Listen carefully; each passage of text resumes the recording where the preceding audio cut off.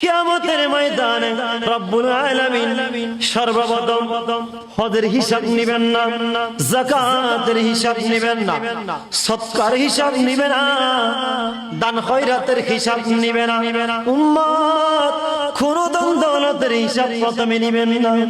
আমার মাওলা সর্বপ্রথম বান্দাদের কাছ থেকে সর্বপ্রথম নামাজের হিসাব নেবেন। সুবহানাল্লাহ।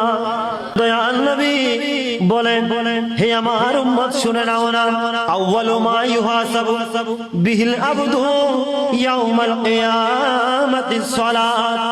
ওই নামাজ পড়তে হবে কিনা? নামাজ ছাড়া জান্নাতে যাওয়া যাবে না।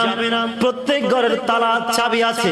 আমার নবী বলে, উম্মত তোমরা যেই জান্নাতের জন্য কান্নাকাটি করতেছো, আল্লাহুম্মা ইন্নী আসআলুকাল জান্নাত বিগাইরিল হিসাব, মওলা রে আমাকে বেগাইর হিসাব ছাড়া আমাকে জান্নাত দান করো। উম্মত জান্নাতের ফরিয়াদ করতেছো, জান্নাতের চাবি কোথায়? আমার রাসূল বলে, উম্মত জান্নাতের চাবি হলো আসসালাতু মিফতাহুল জান্নাহ। তুমি জান্নাতের দরজা খোলার জন্য একটি মাত্র চাবি, সেটা হলো নামাজ। সেটা কি? চিৎকার দেব না, সেটা কি? নামাজ ছাড়া যাবে না।